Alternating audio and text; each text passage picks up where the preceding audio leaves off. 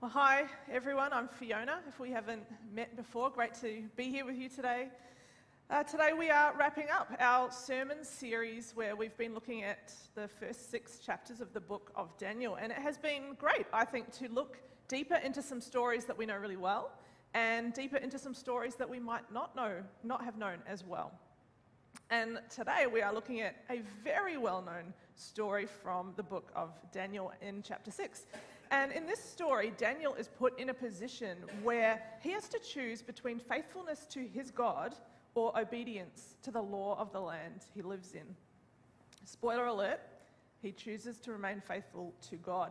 And this puts him in this position of rebellion against the crown.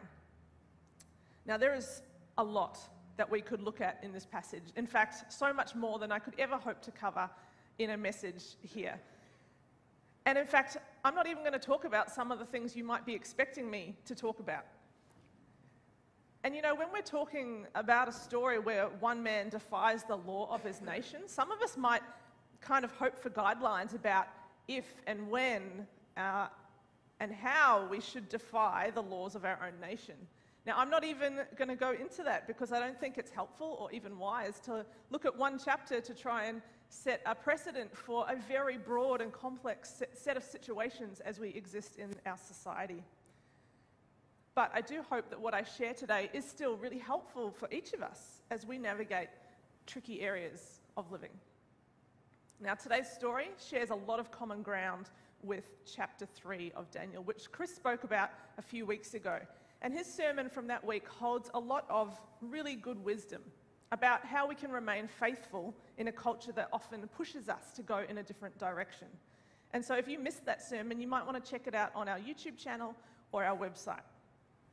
But today, I'm going to zoom in on 4 things that I noticed as I read this passage, and things that I think are worth noticing and paying attention to in this story.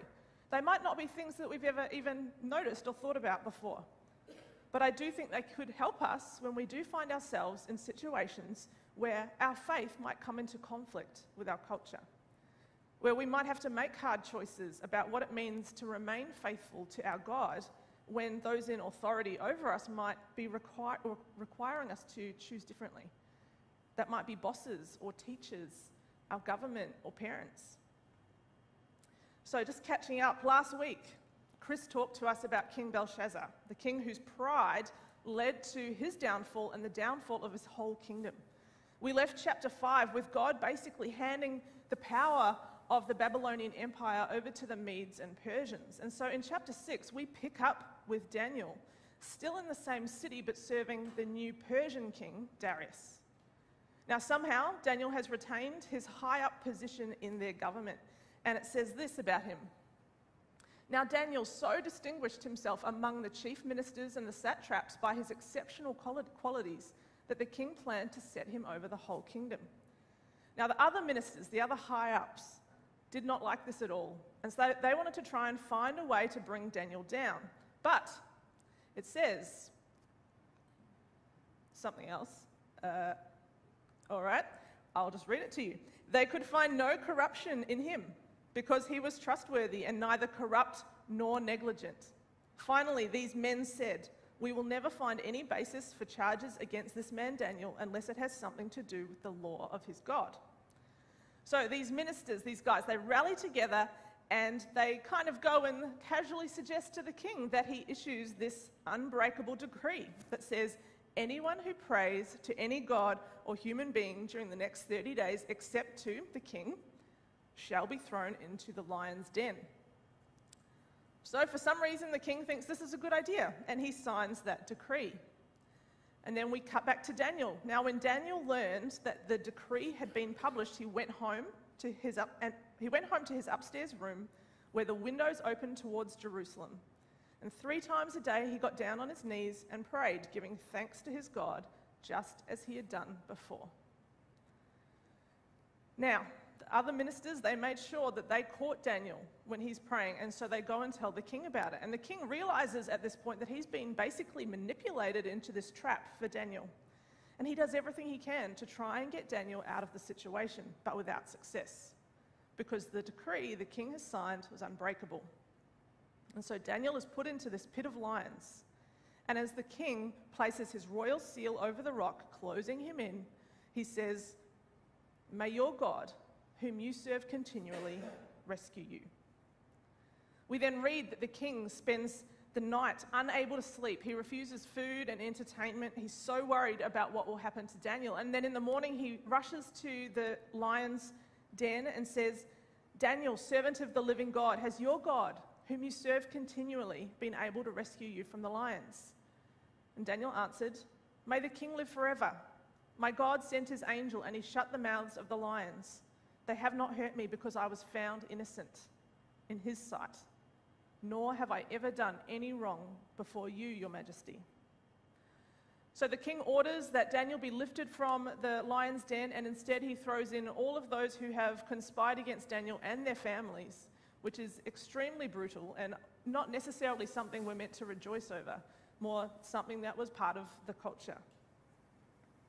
And the king issues a new decree declaring the greatness and supremacy of Daniel's God, and basically says, "I issue a decree that in every part of my kingdom, people must fear and reverence the God of Daniel."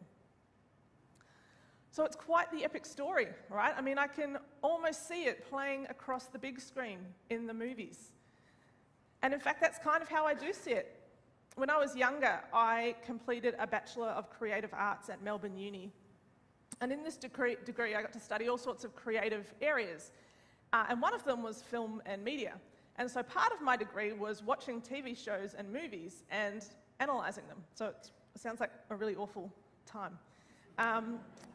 But we were taught to look at film and pay attention to the choices that a director makes and why they make those choices. And a particularly important thing to notice is who the camera follows.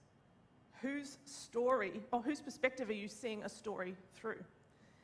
And what's really interesting about this story in Daniel is that if you were capturing it on camera the way that it's written, the camera actually spends hardly any time at all on Daniel. In fact, it's mostly split between the group that are trying to bring him down, the ministers, and the king, who is greatly in favour of Daniel. I mean, even at the height of the story, when Daniel is thrown into the pit with the lions, we don't see the inside of it. We don't know what Daniel does. Why? Because it cuts to the king and his restless night, refusing food and entertainment and rushing to the pit in the morning. And this is the first thing I think that it is worth noticing in this story, is that the camera follows the king. This story is told with a focus on how the people around Daniel see Daniel. The plotters, they see Daniel's integrity and hard work and success, and they hate him for it. And the king sees the same thing and admires him for it. But either way, Daniel's life is being observed by those around him. I think that as humans, we tend to live life like the camera is always on us. It's always telling our story. But maybe the camera isn't always on us because it's not always about us. Sometimes it's about our part in someone else's story. I wonder whose story you're a part of. Who's watching you as you live your life? What will they see when things are going well? Will they see the integrity and hard work that Daniel displayed? What will they see when your faith clashes with the culture around you? When you have to make hard choices for the sake of your faith and how you respond in those moments? What will they see? You know, in this story, Daniel's integrity and his faith under pressure are part of what helps turn the king's heart towards God. And Daniel didn't know that that was going to happen at the time. He was just being faithful to God. But God used it for good. And maybe God will do the same with our choices, both in smooth and peaceful times and in times of difficulty. When I was a kid, my favourite cartoons included shows like Teenage Mutant Ninja Turtles and X-Men, and my favourite was She-Ra. Now, a lot of you guys won't know who She-Ra is, but she was the long-lost twin sister of He-Man, the much more famous He-Man, from Masters of the Universe. So She-Ra lived life as a Dora, but when the need arose, she would lift her magical sword high above her head and say, "For the honor of Grayskull, I am She-Ra!" And then she would magically transform into She-Ra, and her horse would grow rainbow-coloured wings, and they would fly off to battle the evil horde who were trying to enslave her world. This was the 80s, if that helps. And I grew up loving stories like this of people who stood up to fight against evil and injustice, people who were strong and brave and powerful. I loved stories of epic battles and epic victories, and so I guess that as a kid that looked like Teenage Mutant Ninja Turtles and X-Men and She-Ra. But as I've gotten older, I've come to realize that sometimes strength doesn't always look like someone rushing into a battle. Bravery doesn't always look like someone stepping up to a fight. And sometimes power doesn't always look like victory. And so when I look at Daniel's response to the situation that he finds himself in his arrest and his execution, I think that strength and power and courage, they look a lot different. And one of the commentators on the book of Daniel makes this really powerful observation. When Daniel heard about the law forbidding his prayer, he did not rally the troops for a strike or armed resistance. He prepared himself for death. The same may be said concerning the three friends in Daniel 3. Christians do not fight for their beliefs by assaulting or killing, but by dying. Now, Daniel's behaviour here, that's not always the model in the Old Testament of faith. You know, there are plenty of scenes of people fighting and of war as part of a faith response. But interestingly, Daniel's behaviour and the behaviour of his three friends in chapter 3 really echoes the behaviour of Jesus and of the New Testament believers in that model of faithful rebellion.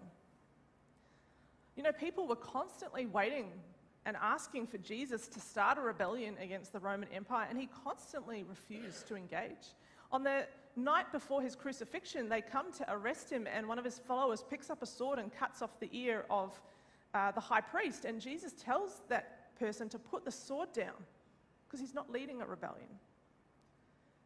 And then in Acts and through the New Testament letters, we read of Jesus' followers being repeatedly arrested and beaten and persecuted, but do we read of them fighting and assaulting, of protesting angrily about their rights? No. In the heat of the moment, do they lash out and cause harm to the people around them or to the empire they live in? No. But they are willing to lose their freedom and their comfort and their homes for the sake of Jesus. They're willing to die because of their faith in Jesus. Matthew 16:25. For whoever wants to save their life will lose it, but whoever loses their life for my sake will find it. They're willing to lose, just like Daniel was willing to lose. And so this is the second thing that I think is worth noticing in this story, is that Daniel is willing to lose. Now, for us here in Australia, it is highly unlikely that we will ever be put in a position where we have to choose basically between Jesus or death. And though in parts of the world this is still very much a reality. But in Australia, as we follow Jesus in a nation which has largely denied him, there will be costs to faithfulness. Are we willing to lose that job, that relationship, that opportunity, that friendship as we follow Jesus? Or are we going to desperately try to hold on to everything, to get aggressive and shout and make demands about our rights and our entitlements? Does this mean this story mean that we should never speak up, that we should never stand up to defend ourselves or others? No, I don't think that's what it's saying. But I do think it means that we should consider that in some situations the best choice will be to quietly and faithfully accept the loss, whatever it might be. Now, it's not uncommon to think of the Christian faith in terms of an epic battle and an epic victory, but we should never forget that at the heart of that epic battle and the ultimate epic victory is an epic sacrifice. Are we willing to lose? The other day, my 6-year-old asked if I would play soccer with him in our house. And I said, okay. And we agreed that to get a goal, the ball had to touch either the wall at the end of our hallway or the wall at the end of our living room. And we played for a little while together and were having a good time. And then my 4-year-old comes along and asks if he can play. And I say, okay. And we play for a few more minutes. And then he kicks the ball at another wall and says, I got a goal. And I'm saying, sorry, buddy, that's not a goal. You had to get it at this wall or that wall, not that wall. He's like, no, I want to get it on that wall. I got a goal. That's a goal. And we kind of gave up arguing with him and decided, okay, well, let's just keep playing. And then a few minutes later, the 4-year-old also decides to start picking up the ball and running with the ball and throwing it at the goal. And I was like, sorry, this is soccer. You've got to use your feet. You can't use your hands. And he's like, but I want to pick it up. I'm going to pick it up. This is how I'm going to get a goal. I got a goal. It was a real fun game of soccer in the end. But, it's pretty hard to enjoy a game when the rules keep changing. And that's kind of our reality, right? In society, the rules keep changing, and they're going to keep changing. And interestingly, in this chapter, the very concept of human power and control and rules are presented almost humorously. I mean, if you think about it, the king is tricked into making a rule about something he doesn't even really care about, and then he can't even save Daniel from the very rule that he made. So the most powerful person in the kingdom is rendered powerless by the very law that he created. And I think in this, there is both an encouragement and a warning for us. And I think the encouragement is to not let human rules and laws strike fear and panic in us. We don't see fear and panic in Daniel's response. Yes, some laws will be good and some laws won't, and we probably won't even agree on which is which some of the time. But in the end, we will all be held to account by the one who outlasts them all. Should we respect and obey the law of the land we live in? Yes, Romans 13 makes that very clear. Will there be a time where we have to choose between the law of the land and obedience to our God? Maybe. But let's not live our lives in fear and panic every time the rules change, and instead trust God, whatever may come, like Daniel. So that's the encouragement. And I think the warning is also to not put our hope in human rules and laws. I mean, the great injustice at the start of the chapter is that a ruler is trying to control people's prayer. And at the end of the chapter, that same ruler is still trying to control people's prayer, but it's just in favor of our God. So I don't think it's necessarily the victory that it maybe appears to be on the surface. Yes, it is amazing that the king comes to recognize Daniel's God as supreme, but did it fix things for all time? No. Hoping that human law will bring about God's kingdom on earth is probably misplaced hope. Yes, we can try, and probably should try, to influence law to help the poor and the innocent, for example, but hoping that it will be a long-term solution is a misplaced hope. And I suspect that's largely why Jesus, while on earth, focused his attention not on changing human laws, but on changing human hearts. And so that's the third thing I notice in this passage, is that rules change, and God doesn't. And at the end of the day, if nothing else, Daniel's story reminds us that there is one thing human law, human rules cannot take from us. And this brings me to my final observation. The king's decree is actually pretty interesting, because if you didn't notice, it didn't actually demand that people pray to the king. It actually just demands they don't pray to anyone else or any other god for 30 days. So technically, Daniel could have not broken the law and not broken God's law by just not praying for 30 days. Or he could have just not got caught by closing his windows or praying in a different room or praying in his heart and not out loud. Problem solved. And do you know that praying 3 times a day wasn't a religious law either? It wasn't something Daniel was required to do. pray 3 times a day facing towards Jerusalem. Those things actually just mentioned in a psalm and in a passage from the writings of Solomon. It wasn't law, and it wasn't even necessarily common practice. It was just something Daniel did. So he could just skip it for 30 days, right? Or hide it. No big deal. But for Daniel, it was a big deal. It wasn't something he was willing to give up or to let someone else influence. It wasn't something he was willing to let anyone take from him. Do you know, I always imagined Daniel as this young and fit guy, the same one that was, taken from his home and taken to Babylon. But in this story, Daniel would have been in his 80s. He's lived a big life. Daniel has seen his nation destroyed. He's been torn from his culture. He's lived through the wars of empires as they've risen and fallen, and he's served at least 3 different foreign kings at this point. He's seen pain and suffering and struggle. But also, he's wealthy. He's high up in the government, which means he has power and influence. Babylon recruited him in the first place because he was good looking and fit and smart. And now he has access to kings. So he's lived the hard life, but he's lived the good life too. 2 things that very easily get between us and God. And yet, in his 80s, he still loves his God as much then as when he was younger.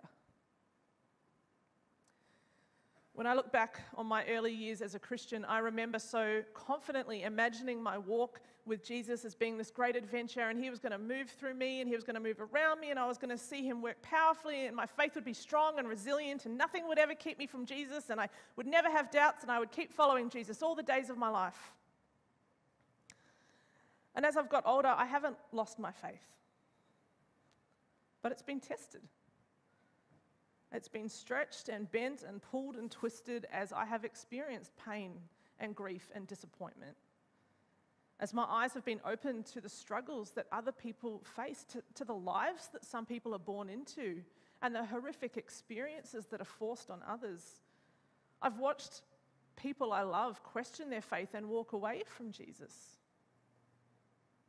I felt the appeal of money and security and comfort and pleasure. I've been really tempted to chase easier paths, an easier life. And as someone, I was always someone who had really consistent routines and disciplines and spending time with God every day. And I've got to tell you that being a mother has taken a wrecking ball to that discipline and that routine.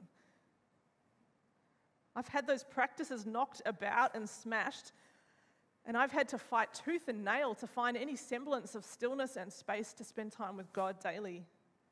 Because honestly, it feels like sick kids and sleepless nights and countless doctor's appointments and kids' arguments and toilet training and grocery shopping and meal prep and school pickups and drop-offs and daily reading logs and so much more are constantly trying to steal that time. And it honestly feels like stillness and silence are sometimes just a distant memory. Maybe you can identify with some of my journey. And so I see this picture of Daniel at 80 years old, still showing up 3 times a day to meet his God in prayer and worship, and I have come to think that that might just be the greatest act of rebellion any of us could choose in a world that is constantly trying to get between us and our God. But do you know what's really been messing with me from this passage is that I reckon a lot of us don't need a king or a president or a prime minister to issue some law from stopping us from praying, because there are plenty of other things already doing the job.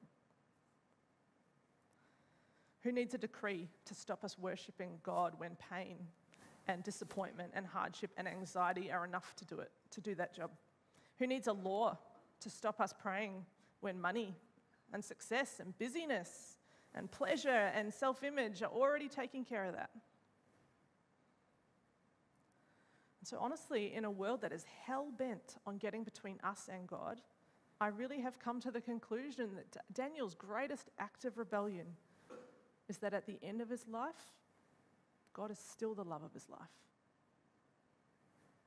And nothing, not the rise and fall of empires, not wealth or power or success, and certainly not a human law, could ever keep him away from his God. And And I'm starting to think that maybe that could be our greatest act of rebellion too. And you know what I find really encouraging is that when I look around this church, and you may never ever hear me say or hear this said in any other context, but at Sindel, we have some pretty amazing rebels here. You know, we have people who are in their 70s and 80s and 90s who have faithfully loved their God across decades. People who show up to their God in prayer day in and day out through trial and hardship, through joy and plenty, not because of any law of God, but because of a love of God. People who have quietly and faithfully served their God in their families and their neighborhoods and their marriages and their workplaces and their sports clubs and their church over many, many years. And oh, how I hope to be one of them one day. Oh, how I hope that at the end of my life, God is still the love of my life. And I know I'm not going to get it right every day or every season. And so I'm extra thankful that Jesus' blood covers my failures. And I also love so much that it is never too late for someone to choose Jesus and for him to become the love of their life. I really hope that the story of my life tells the story of my love for God one day. And how about you? Is that something that you hope for? If loving our God and showing up to him in good times and bad is our greatest act of rebellion, I ask you, how's your rebellion going? Mine could use some work. How about you? Who's winning the battle in your heart and in your schedule at the moment? What might need to change to turn the tide? And what are we all willing to do about it? You know, I kind of think that in those moments where our faith and our culture clash and where we have to make hard choices, I don't think there's going to be a formula for what to do, like when to stand up and when to shut up, for when to fight and what form that fight should take. But if our greatest rebellion is planted in loving our God and not letting anyone keep us from him, then surely everything else will flow from that. So I don't know what challenges you're facing at the moment. I don't know if or where your faith is being pushed and pulled or questioned at the moment, but I do believe this, that your greatest act of rebellion will be showing up to the God that you love through thick and thin, no matter what tries to get in the way. But that's not always easy. And so I want to pray for you and for me and for all of us in that right now. And I would love if you join with me as I do.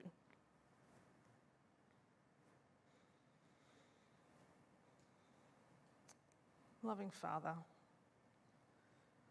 we thank you so much for all that you are and all that you've done. That you are a mighty God who rescues, who is unchanging, and who rules above all. We thank you, God, that we live in a country where we are free to meet and pray and worship like this. But Lord, you know there are still challenges. And so, Lord, in good times and in times of trouble, help us to remember that the camera isn't always on us. Help us live faithfully, and may our faithfulness impact someone else's story. Lord, help us be willing to lose, to know that our faithfulness to you is far more valuable than anything we could hold on to here. Lord, help us not let human laws and rules either cause us to fear or cause us to hope. May your perfect love cast out fear, and may our hope always rest in you. And Lord, whatever may come, good or bad, joy or hardship, Lord, at the end of our life, may you still be the love of our life. Lord, for those who've lost our love for you or whose love is weak and struggling, please reignite that flame. For those who are struggling to show up to you because of challenges or distractions, Lord, show us where to start in making that change and have the courage to put that into practice. And for those who have never known or experienced your love, Lord, I ask you open their eyes and hearts to experience your amazing love in the days ahead. And we ask these things in Jesus' beautiful name. Amen.